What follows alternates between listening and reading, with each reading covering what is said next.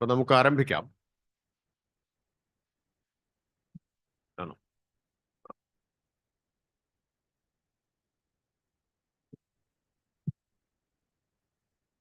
എല്ലാവർക്കും നമസ്കാരം. കേരള നഗരനയ കമ്മീഷന്റെ അന്തിമ റിപ്പോർട്ട് സമർപ്പിച്ചതിന്റെ ഭാഗമായുള്ള പത്രസമ്മേളനമാണ് ഇവിടെ നടക്കുന്നത്. ഇന്ത്യയിലെ തന്നെ ആദ്യ നഗരനയം എന്ന നിലയിൽ അടുത്ത 25 വർഷത്തേക്ക് കേരള സംസ്ഥാനത്തിന്റെ വികസനത്തിനുള്ള മാർഗനിർദ്ദേശം കൂടിയാണ് ഈ റിപ്പോർട്ട്.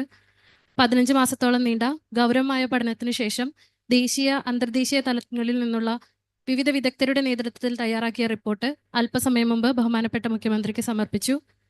ബഹുമാനപ്പെട്ട തദ്ദേശ സ്വയംഭരണ വകുപ്പ് മന്ത്രി, കമ്മീഷൻ ചെയർമാൻ, മറ്റ് കമ്മീഷൻ അംഗങ്ങളും ഇത് സംബന്ധിച്ച് മാധ്യമങ്ങളായി സംവദിക്കുന്നതാണ്. ഈ പത്രസമ്മേളനത്തിലേക്ക് എല്ലാവരെയും സ്വാഗതം ചെയ്യുന്നു.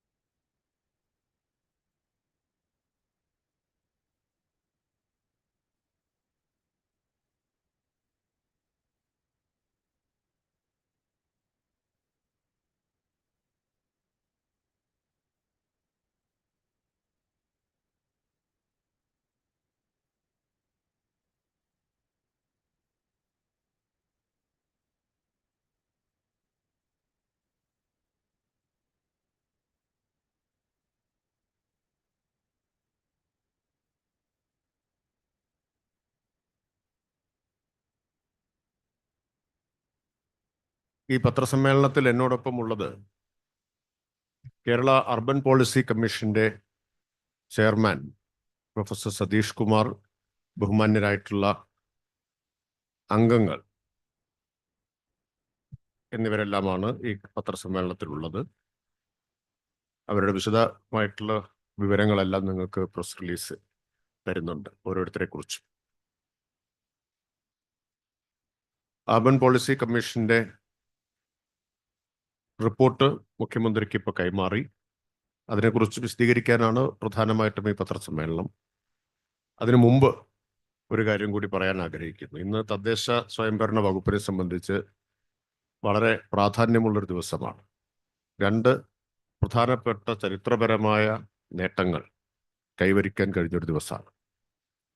മാലിന്യമുക്ത നവകേരളം ക്യാമ്പയിൻ മാർച്ച് 30 ലക്ഷ്യം കൈവരിക്കുക എന്ന ഉദ്ദേശത്തോടു കൂടി നാം നടത്തിയത്.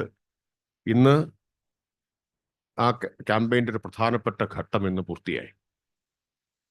ഇന്നലെ വരെയുള്ള കണക്കനുസരിച്ച്, ഇന്നത്തെ ഏറ്റവും പുതിയ കണക്കുകൾ കിട്ടുന്നതേ ഉള്ളൂ, ഇന്നലെ വരെയുള്ള കണക്കനുസരിച്ച് 1034 തദ്ദേശ സ്ഥാപനങ്ങളിൽ 802 തദ്ദേശ സ്ഥാപനങ്ങളും സർക്കാർ നിശ്ചയിച്ച 13 ലക്ഷ്യങ്ങൾ കൈവരിച്ചു കഴിഞ്ഞു.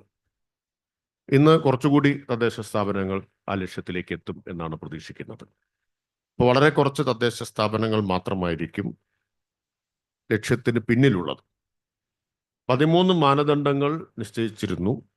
13 മാനദണ്ഡങ്ങൾ 80% കൈവരിക്കുന്ന തദ്ദേശ സ്ഥാപനങ്ങൾക്കാണ് മാലിന്യമുക്ത തദ്ദേശ സ്ഥാപനമായിട്ട് പ്രഖ്യാപിക്കാൻ അനുമതി നൽകിയിരുന്നത്.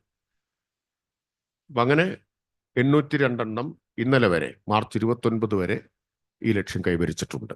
അതനുസരിച്ച് പ്രഖ്യാപനവും നടത്തിയിട്ടുണ്ട്. ഇന്ന് കുറച്ചുകൂടി സ്ഥലങ്ങളിൽ നടന്നിട്ടുണ്ടാവും. ബാക്കി ഈ ലക്ഷ്യം കൈവരിക്കാൻ കഴിയാതെ പോയ തദ്ദേശ സ്ഥാപനങ്ങൾ ഏതൊക്കെയാണ് എന്ന് ഇന്ന് വൈകുന്നേരത്തു അല്പസമയം കൂടി കഴിയുമ്പോഴേക്കും അതിൻ്റെ വിവരം ലഭ്യമാവും. അവരെ കൂടി ആ ലക്ഷ്യത്തിലെത്തിക്കാൻ വേണ്ടിയിട്ടുള്ള പ്രവർത്തനം തുടരും. അതോടൊപ്പം ഇപ്പം 80% അത് 100% എത്തിക്കാൻ വേണ്ടിയിട്ടുള്ള കഠിനമായിട്ടുള്ള പ്രയത്നവും തുടരും.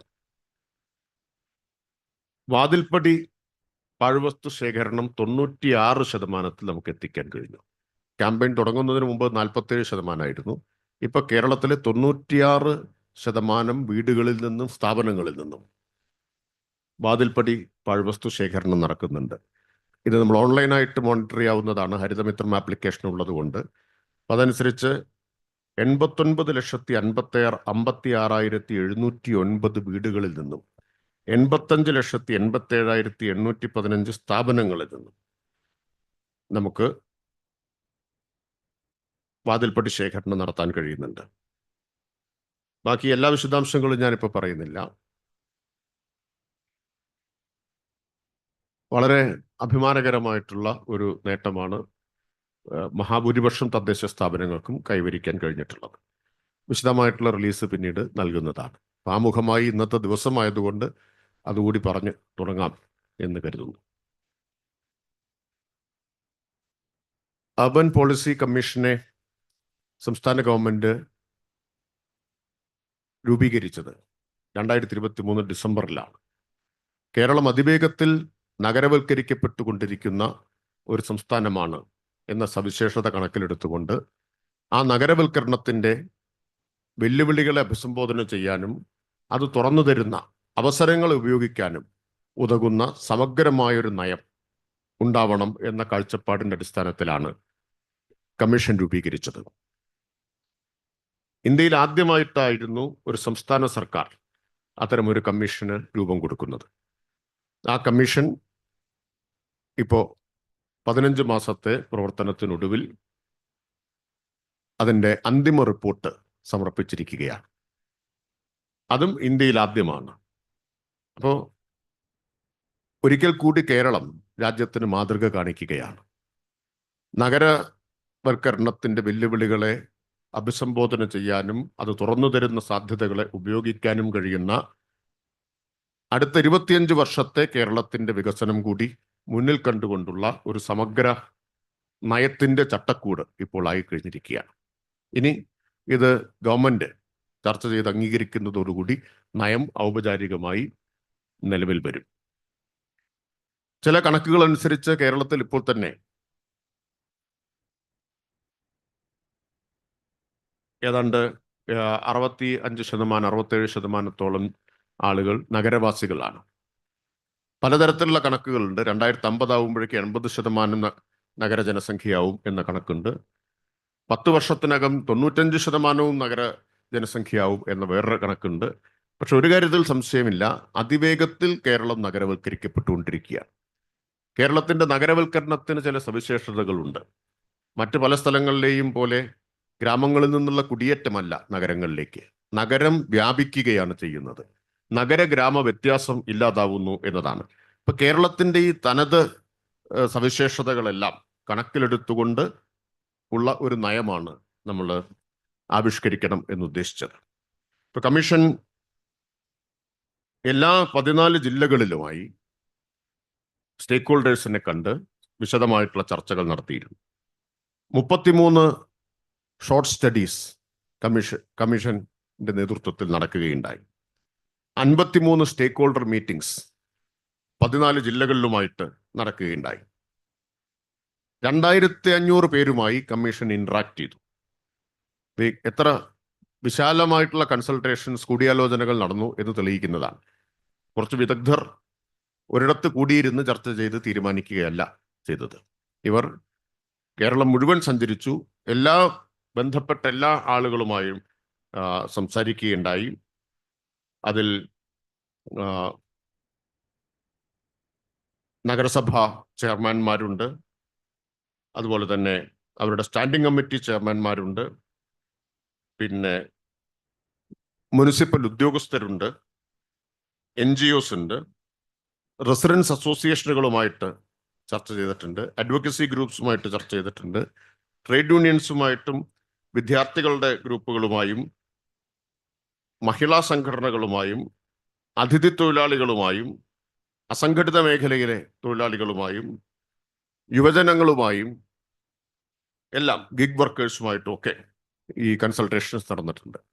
ഇങ്ങനെ 53 സ്റ്റേക്ക് ഹോൾഡർ മീറ്റിംഗ്സ് ആണ് നടന്നത്. 2500ഓളം പേരുമായിട്ട് ആശയവിനിമയം നടത്തി. ഈ ചർച്ചകളുടെ എല്ലാം അടിസ്ഥാനത്തിൽ 2359 പേജുള്ള ഒരു റിപ്പോർട്ടാണ് തയ്യാറാക്കിയത്. അത്രയും സമഗ്രമായ ആഴത്തിലുള്ള ഒരു പഠനം തന്നെ കമ്മീഷന്റെ നേതൃത്വത്തിൽ നടന്നിട്ടുണ്ട്. ഇത്രയും കാര്യങ്ങൾ മാത്രമാണ് ഞാൻ ആമുഖമായി പറയുന്നത്. കമ്മീഷന്റെ ശുപാർശകളെ കുറിച്ചൊക്കെ commission chairman professor Satish Kumar, അദ്ദേഹം ബെൽഫാസ്റ്റ് യൂണിവേഴ്സിറ്റിയിലെ അധ്യാപകൻ കൂടിയാണ്, അദ്ദേഹം നിങ്ങളോട് പറയും. ഈ പത്രസമ്മേളനത്തിൽ ഓൺലൈനായി ദേശീയ മാധ്യമങ്ങളുടെ 16ഓളം പ്രതിനിധികൾ കൂടി പങ്കെടുക്കുന്നുണ്ട്. അതുകൊണ്ട് പത്രസമ്മേളനം ബൈലിംഗ്വലായിരിക്കും. അക്കാര്യം കൂടി ഞാൻ ചൂണ്ടിക്കാണിക്കുകയാണ്. The government of Kerala constituted an urban policy commission in December 2023. The commission was constituted in the context of rapid urbanization taking place in Kerala.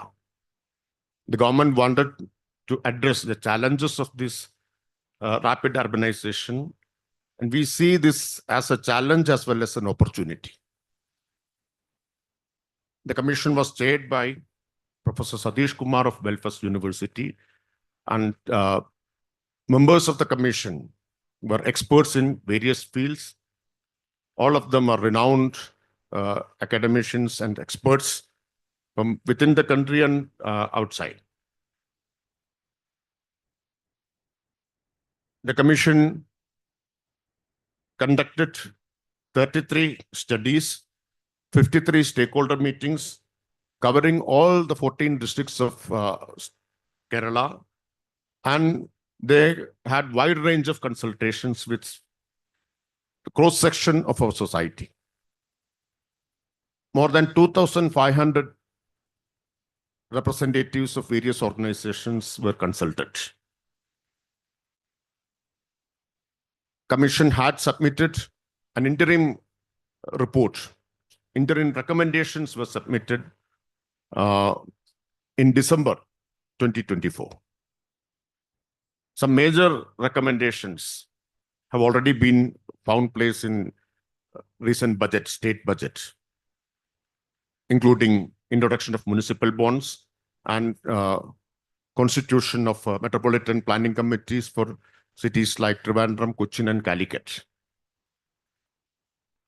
The final report was submitted to the Honorable Chief Minister, and the government will discuss and will decide regarding the adoption of the report. Now I invite Chairman Professor Satish Kumar to address this press conference. Thank you. Thank you very much. Thank you very much, Minister Rajesh, and to my colleagues, especially commission members, to the member secretary and all the teams. It's a real privilege to me and to all my colleagues to be able to participate in this incredible opportunity and the opportunity to write and prepare this report.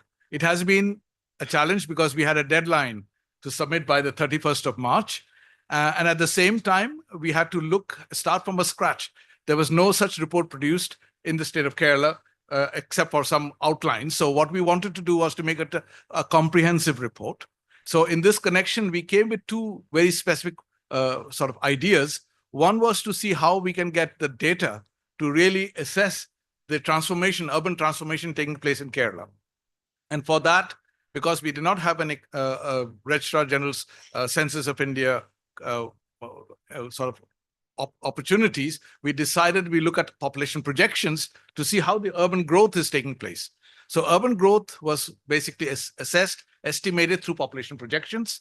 And that was produced by Dr. Professor K.S. James, a member of the commission. So we had a very clear idea of what sort of urban spread is going to happen. And what we have seen is by 2050, there will be a northward shift in terms of urbanization, urban agglomerations moving northward from the south. So that has become very clear. And of course, changes will be always there. It's a projection. The second indicator that we used was using satellite imageries to understand the spatial spread.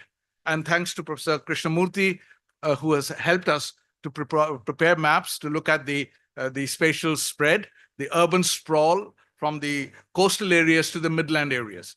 So when we look at the whole scenario, we see that it is one of the big challenges that Kerala, along with all other port cities and states are facing, is the challenges of climate change and climate vulnerability. How do we produce a policy which is able to address questions of climatic risks and also resilience? So this report essentially provides directions of how do you address questions of climate change and questions of vulnerability and resilience in the state of Kerala. This is one of the first reports that has been produced for India and for the state as well, for among all the states. So it has become very important that we are able to capture the voices of the people. Almost all policies have always been a top-down approach. This is the first time within the context of the devolved government that we have produced a report which is bottom-up as well as top-down and try to provide a happy medium to understand how we can do that. And that was led by Tikender Singh Panwar, who actually provided us in support with the Kila team and Dr. Rajesh to see how we can provide the outline for the participation and the partnership, the co-production of ideas from the grassroots level up to the top. So as a commission, we were quite mindful that all of these in terms of improving, strengthening the collective local governance institutions, but at the same time, how do we make sure that we have real evidence to provide support for the policy recommendations? So one of the key aspects that came out of from Mr. Suresh's perspective was looking at sustainable finance, innovative sustainable financing, looking at green economy and circular economy, looking at the whole challenges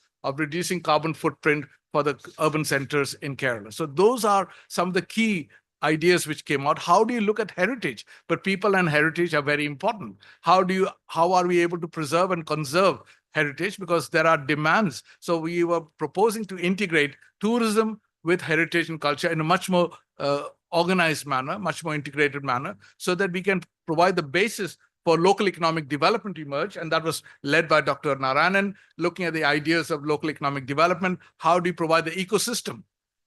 How do you translate ideas of economic development at the local level, at the localized level, and really be able to scale it up? So looking at startups, looking at scalable incubators, accelerators, trying to see how we can support all of these ideas together in the local economic development framework became one of the key challenges. So economics, economy, planet, and environment were the three major themes that we picked up in our policy recommendations, and you will get a chance to delve into it in more detail. So in a way, when we look around and when I look at all the ideas we came out, Hitesh Vaidya provided some perspectives on infrastructure, looking at sustainable infrastructure, looking at solid waste management, looking at liquid waste, etc. So there are recommendations which are there. So we have divided the recommendations in terms of short term, medium term, and long term.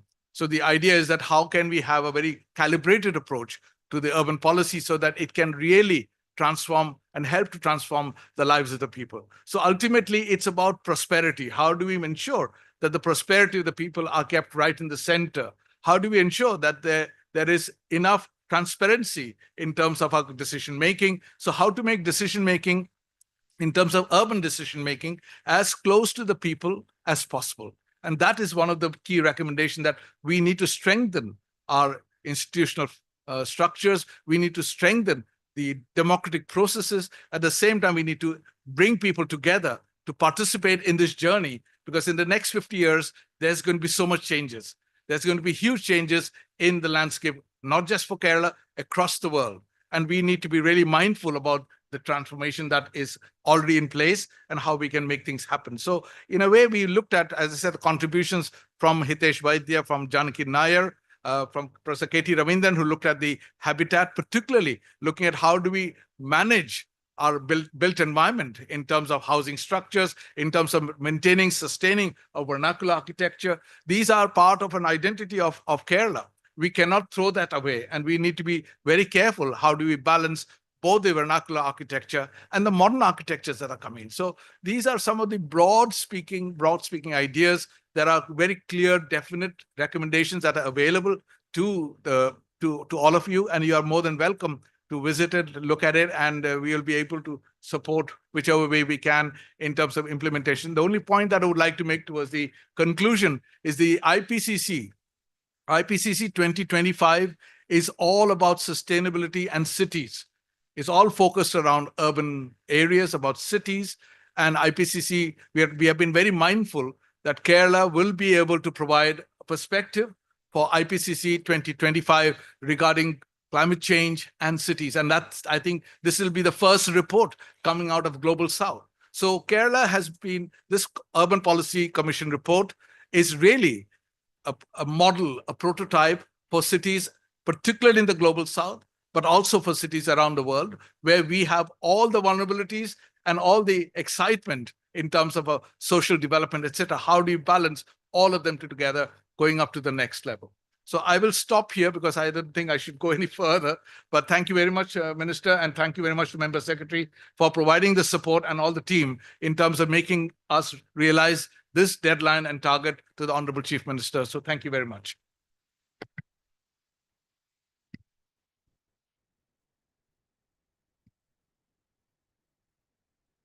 Now time for questions.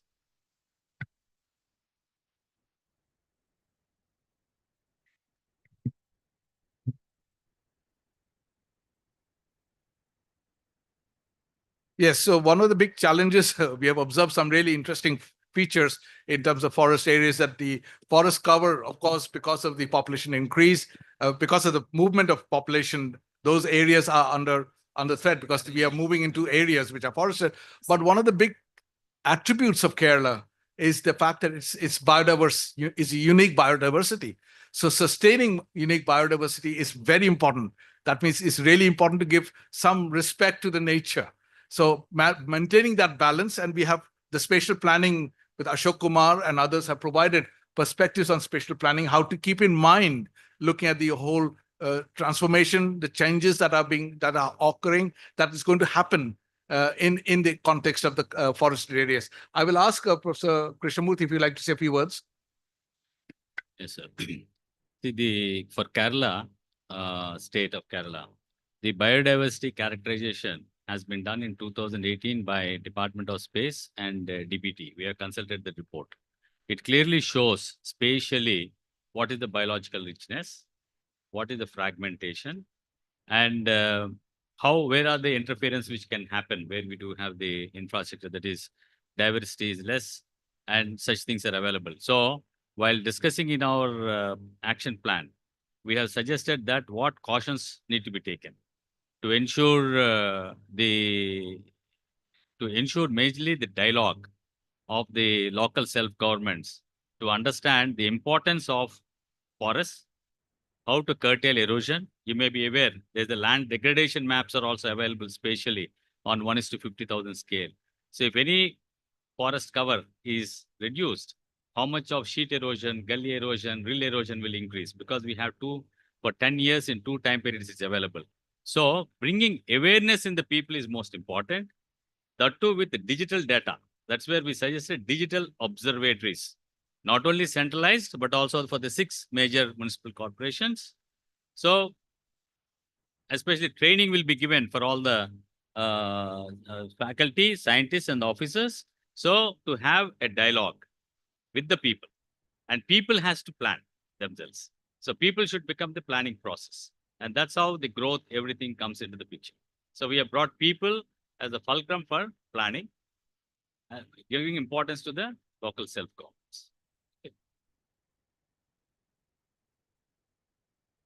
No, because of urbanization, forest area will not be lost because that's a notified area. And also we have eco-sensitive zones which are there. We do know there is only, if all the Coastal Zone Regulation Act, everything is been implemented, we only have now presently, because the urbanization is already urban sprawl, what we call, is already 11,000 and odd square kilometers of an area. Okay, that's in 2021, 22. That's what is been assessed with the spatial images. The data is available with the state government. Whatever I'm quoting, all this data is available with the state government. So we are only left with 7,070 square kilometers of area. That's as per the Kerala State Remote Sensing Center after doing all the analysis. So we had to be very cautious. So what we have within that, how we optimally plan is what we had to look at. But this, we need the people support. So people are the fulcrum for entire planning process while doing it. That's how it has been suggested in the spatial planning, which is one of the urban plans, the master plans, everything has been defined. Thank you.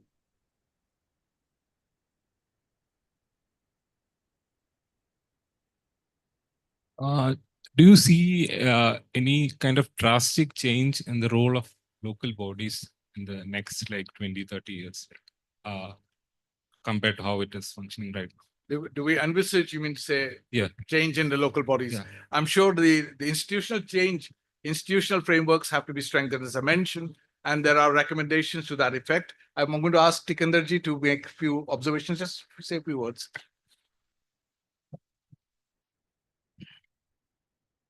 I think, right at the inception, let me thank the Honorable Chief Minister and the Minister for their visionary outlook. And of course, the one who steered this, Madam Sharmila, in the Principal Secretary of this entire design.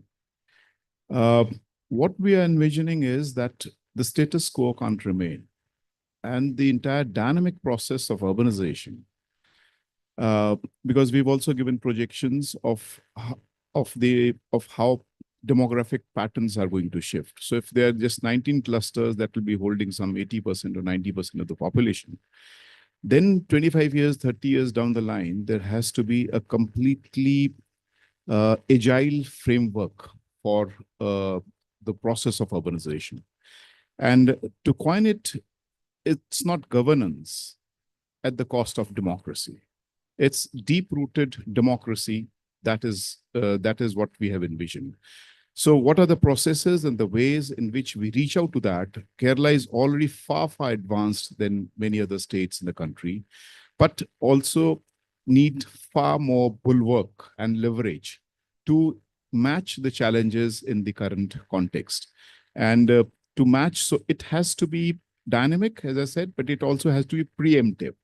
So those preemptive processes are also being incorporated. For example, some of the structural changes that we have suggested in the whole process of city governance, we have suggested city cabinet, we have suggested instead of the current secretary to have a chief executive, something quite different. I mean, you'll find in those proposals. And it's again dynamic, it's not status quo, it will not. So how the government will take it, as the Honorable Minister has said, let them take a call. But the processes have been laid and some of the very concrete contours have also been drawn, how to go ahead. Once you read the report, you'll find some interesting ways and processes.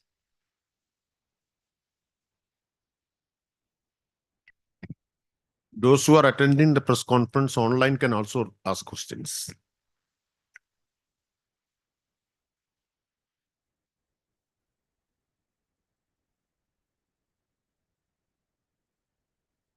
Chair, I think there's one point, I don't know, because the Honorable Minister spoke in Malayalam, I think this will also be a triggering effect and also a lighthouse, because this has not been attempted in the country. The only commission that was formed was in the mid-80s. That was the National Commission on Urbanization. And it is through that commission that flowed the 74th Constitutional Amendment. So I think this will definitely be a far, far triggering, a snowballing effect because this is the urban century of India. And like Kerala has laid many foundational processes in Human Development Index, I think this is going to be one of the fundamental processes in which urbanization is to be dealt with in the country, which of course is sustainable, equitable.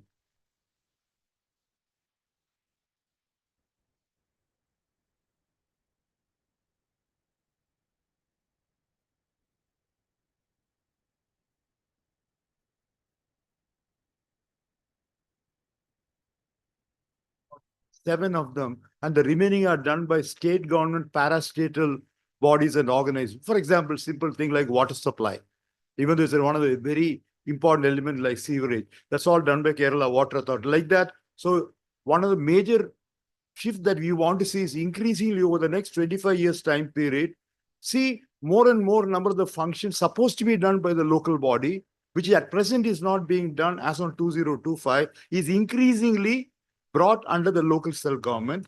But for that, capacity building and capability will be there required for them to deal with those particular functions. So that's going to be a major shift in area in terms of the nature of functions to be done and the amount of capacities and capability built within the local bodies. So that's to your direct answer to your question. Needed to the kind of funding that is needed to give to the local bodies to handle this kind of urbanization, because most of the local bodies don't have money at the time.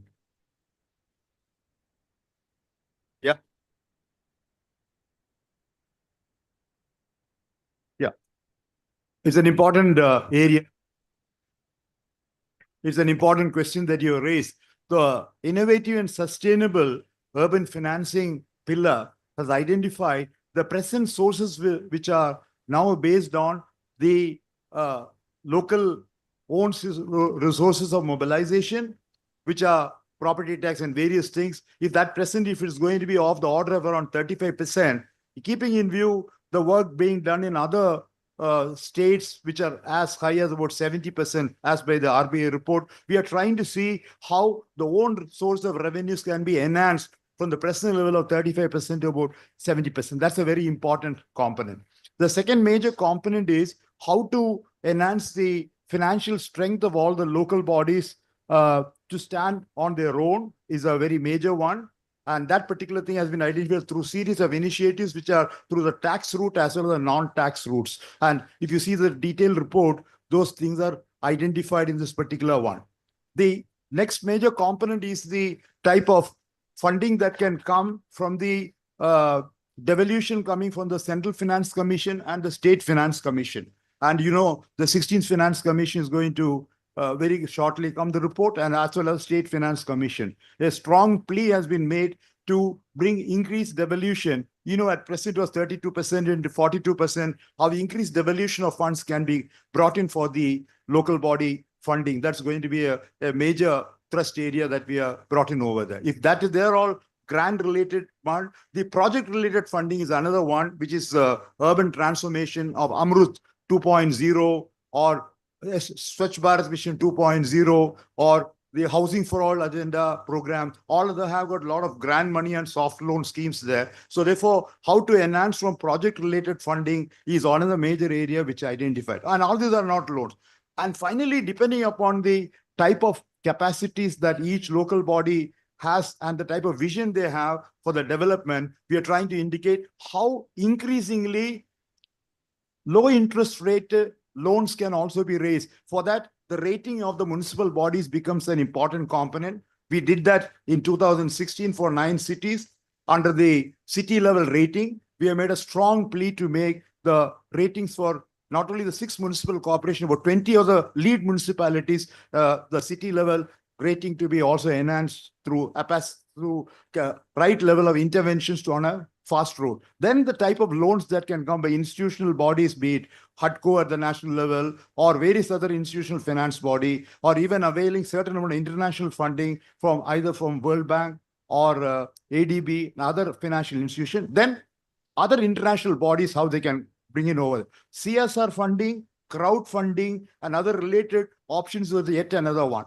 Climate-related response funding is also a very major area we identify. If you really go into the detailed report, which we have done over there, I'm sure you'll be able to get some of these particular one. And especially local economic development, also we have put additional funding to be brought in, special funding required for the heritage-related work. So the Innovative and Urban Financing, financing group has identified a series of options to enhance from the present level of around 7,000 crores, about 21,000 crores. That's the type of ballpark figure.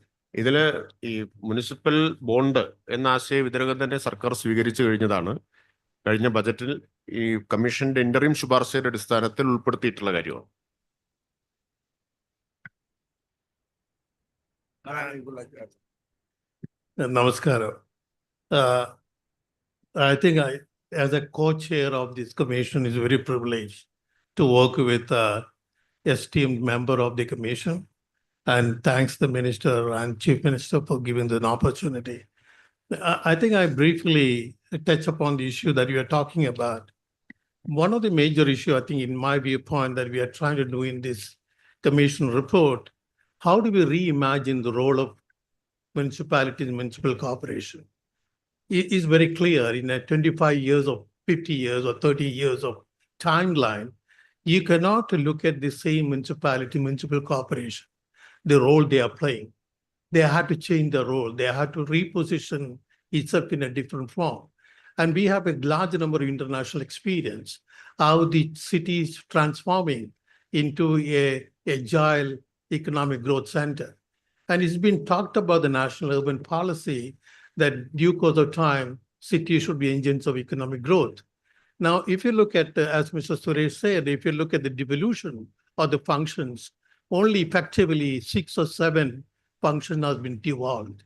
And 60% of the revenue come from the grant.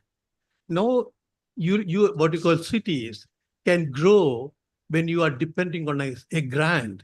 You have to gradually pace it out. Otherwise, you cannot talk about financial autonomy. In one hand, they say they are not autonomous enough, but on the other hand, they still want to depend on the grant.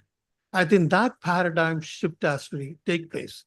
One of the ways to happen that you have to look at how do you generate the local economy?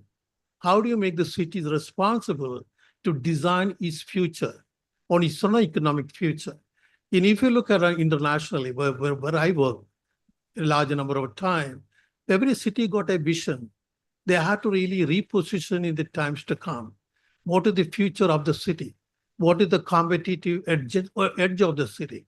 I think that vision making is an integral part of the city management. I think that is the way one has to look at it.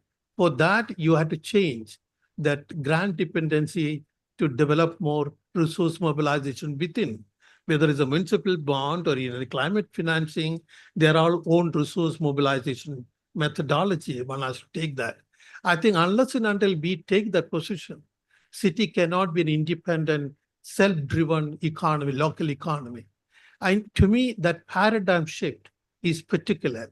One of the major things that is required for the paradigm shift, the orientation of the municipal councils. And my interaction with those people, I think is much to be needed. They don't look beyond what is essential on today, day-to-day firefighting. They don't have a vision of the future of the town, the cities. I think unless and until we have that vision, you don't really develop structures to develop that. I think in short, that is what we are trying to do. Look at the future risk and future opportunities. How do we make the cities more capable to meet those challenges and opportunities? The reimagining is an important exercise that has to be dealt into the process. To some extent, I will shorten that is exactly the urban policy is supposed to be. Thank you very much. ഞാൻ ഈ commission മെമ്പർമാരെ ഒന്ന് പരിചയപ്പെടുത്താമെന്ന് വിചാരിക്കുന്നു. Doctor M Satheesh Kumar chairman, അദ്ദേഹത്തെ ഞാൻ നേരത്തെ പരിചയപ്പെടുത്തി. Co chairman advocate Anilkumar Kochi മേയറാണ്. അദ്ദേഹം നേരത്തെ മുഖ്യമന്ത്രിക്ക് കൈമാറുന്ന ചടങ്ങിലുണ്ടായിരുന്നു, ഒരു അത്യാവശ്യം ആയതുകൊണ്ട് ഇപ്പോൾ ഇവിടെ പങ്കെടുക്കുന്നില്ല. Doctor E Narayanan co chair, അദ്ദേഹം വേൾഡ് ബാങ്കിന്റെ കൺസൾട്ടന്റ് ആണ്. Member secretary doctor Sharmila Mary Joseph IAS. Professor Janaki Nair ഓൺലൈനിലാണ് പ്രസ് കോൺഫറൻസ് അറ്റൻഡ് ചെയ്യുന്നത്.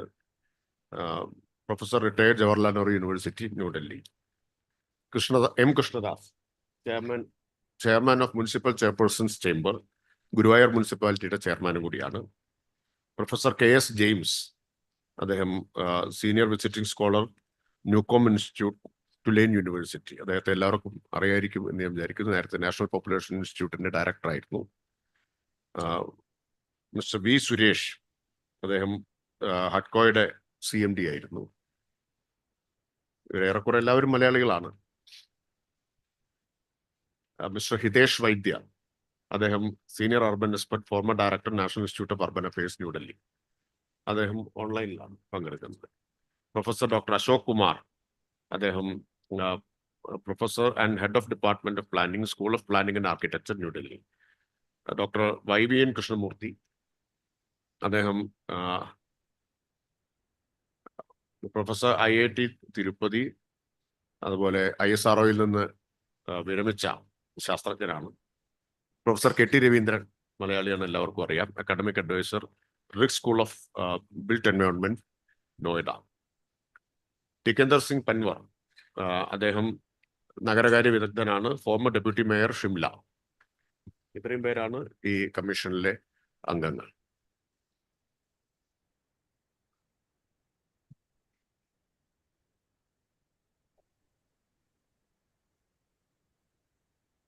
May I ask some question, please? Yeah. Question is to me. Okay. The government of Kerala has constituted this Urban Policy Commission, and as I said earlier, this is the first Urban Policy Commission in the country. And the cabinet will discuss and adopt the report after discussion. So this commission has been appointed in order to implement the recommendations. Yeah.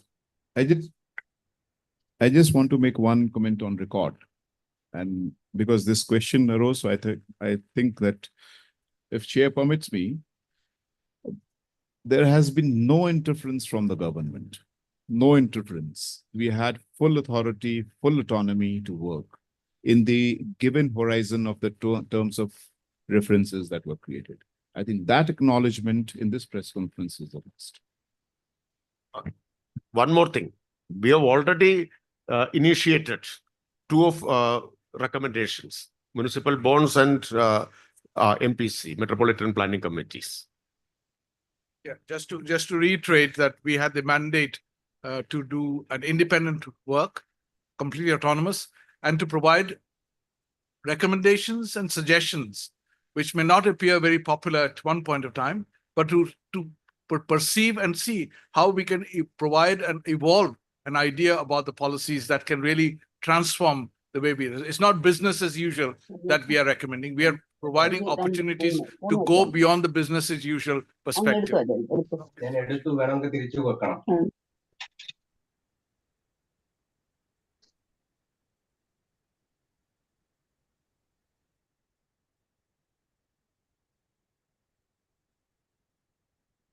ഇപ്പോൾ തന്നെ training കൊടുത്തുകൊണ്ടിരിക്കുന്നുണ്ട്.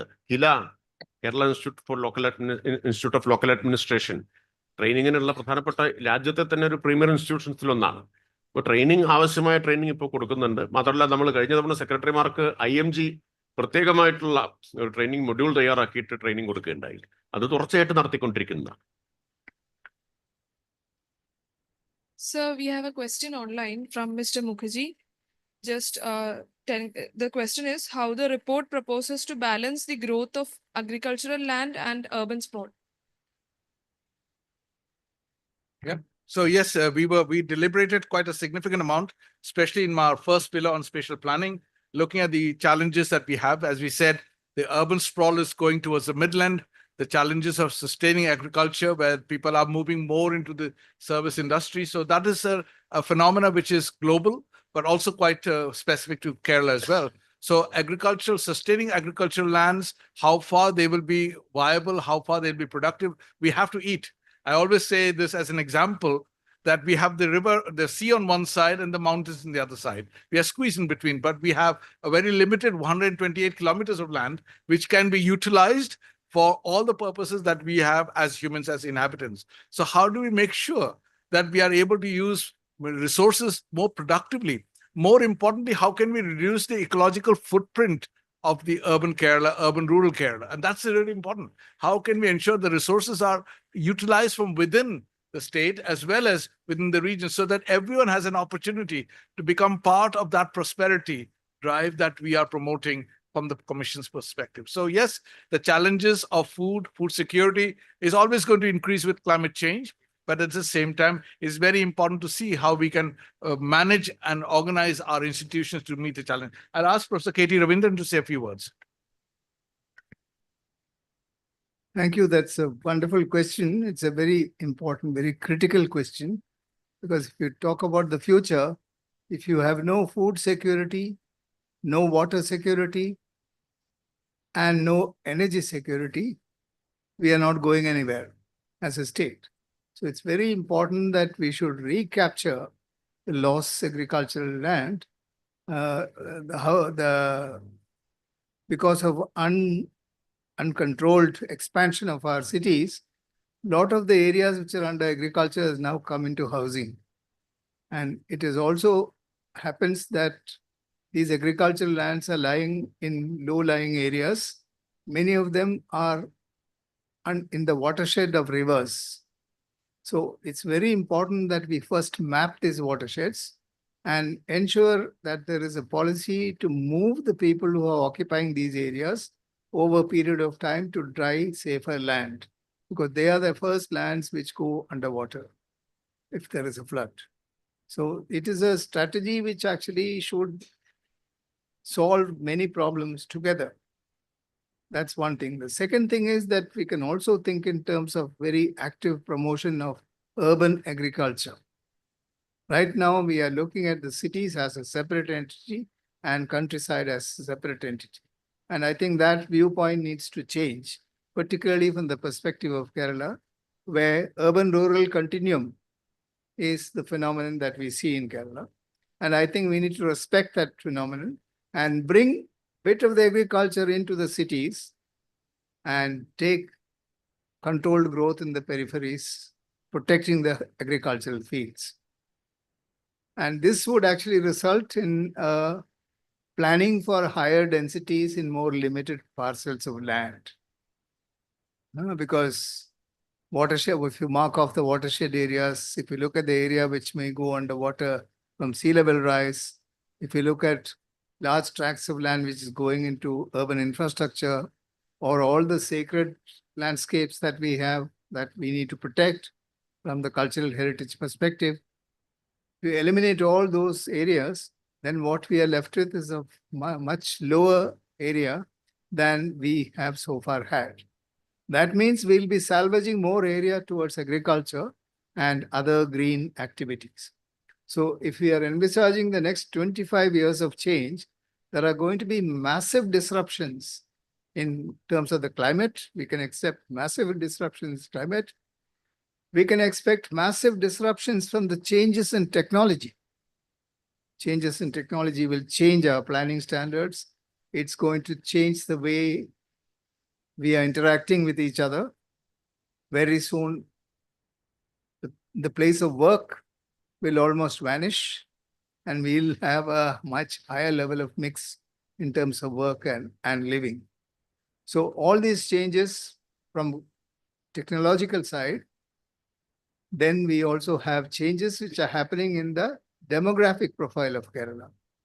So all these three major ingredients that go into any planning thinking is actually undergoing change, disruptions.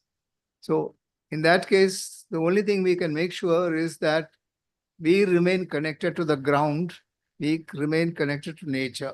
That's the safest approach to take. So to do that, we'll have to change the densities in which we live in.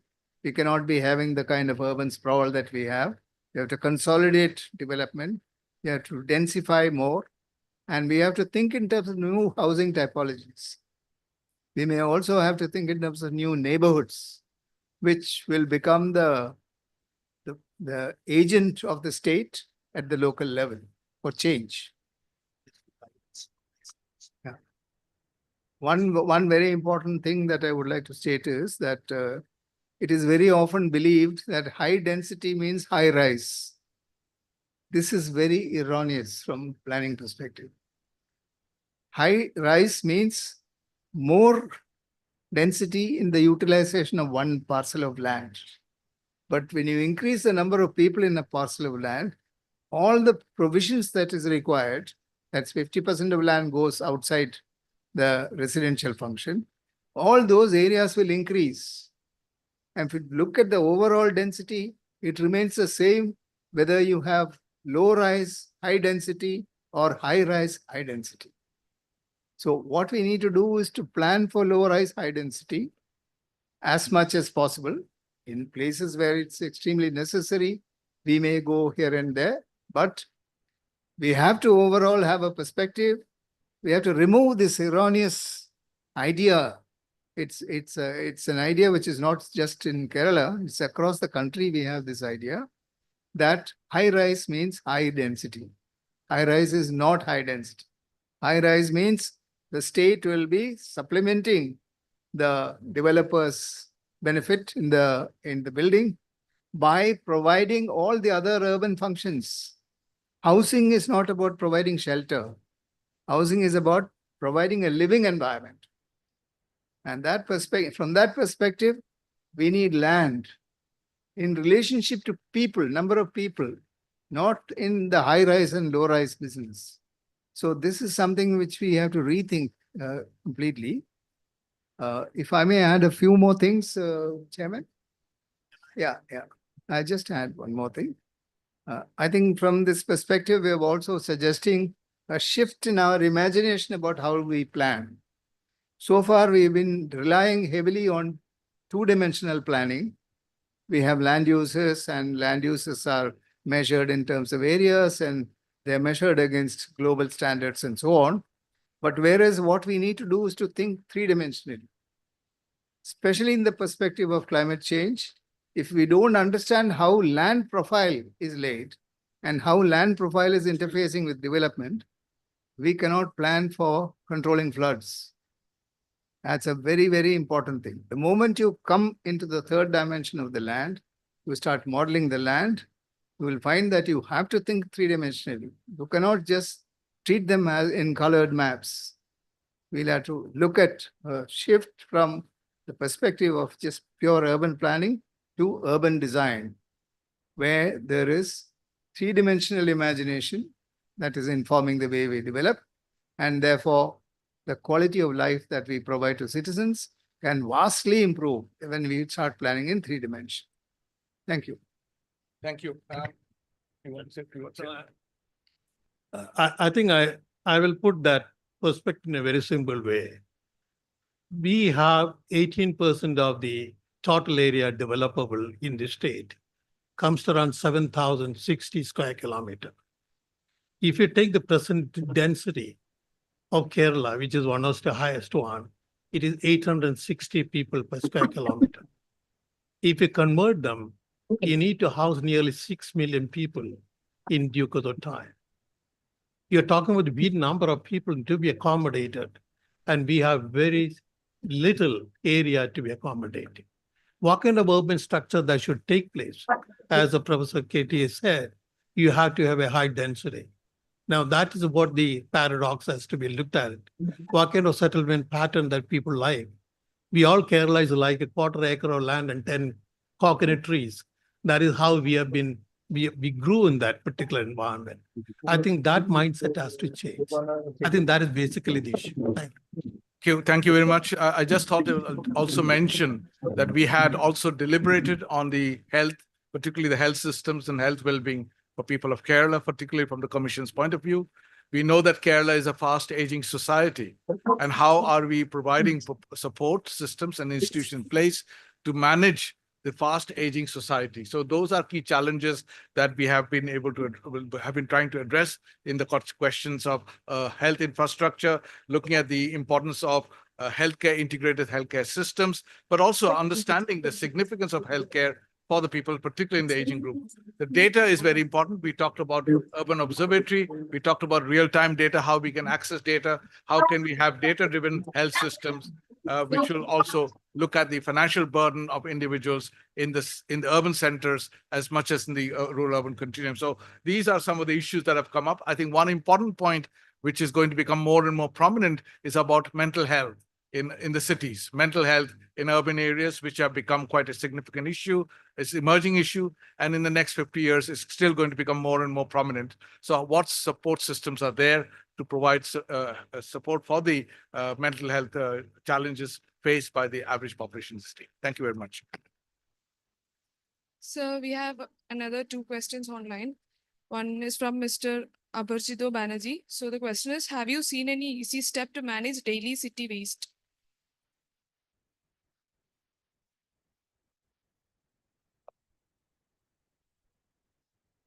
city, yeah, sure.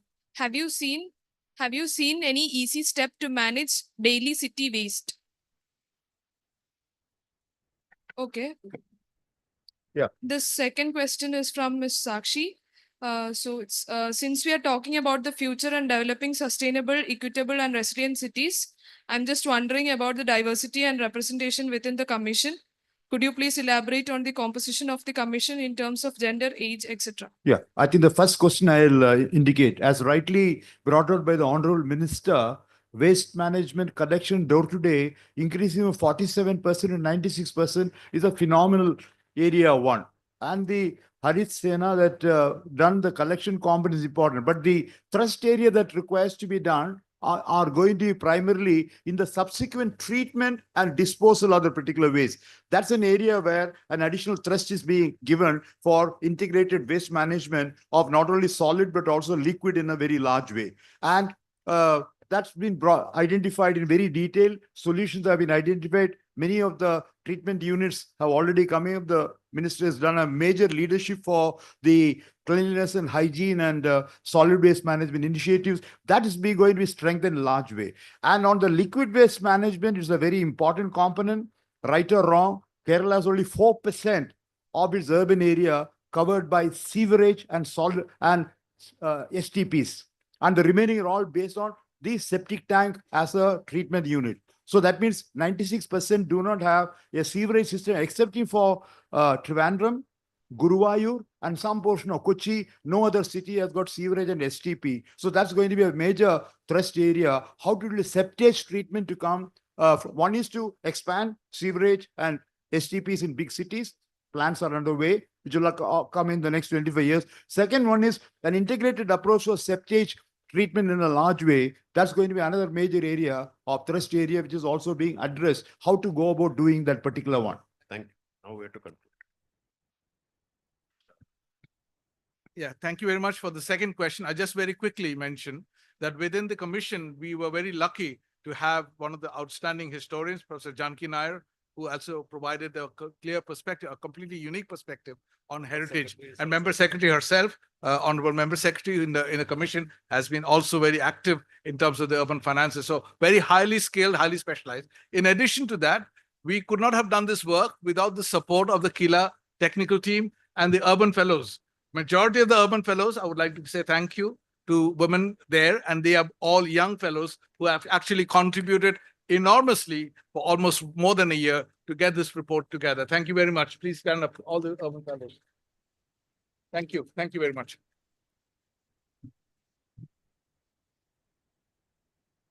കമ്മീഷന്റെ ശുപാർശകൾ, policy highlights നിങ്ങൾക്ക് എല്ലാവർക്കും ലഭ്യമാക്കിയിട്ടുണ്ടെന്നാണ് ഞാൻ വിചാരിക്കുന്നത്. Release കൊടുത്തു. അപ്പോൾ അതിൽ എല്ലാ റെക്കമെൻഡേഷൻസും വന്നിട്ടുണ്ട്. അപ്പോൾ ആ റെക്കമെൻഡേഷൻസ് എല്ലാ അംഗങ്ങൾക്കും, എല്ലാ പത്രസമ്മേളനത്തിൽ പങ്കെടുത്ത എല്ലാവർക്കും ലഭ്യമാക്കിയിട്ടുണ്ട്. അപ്പോൾ എല്ലാവർക്കും നന്ദി.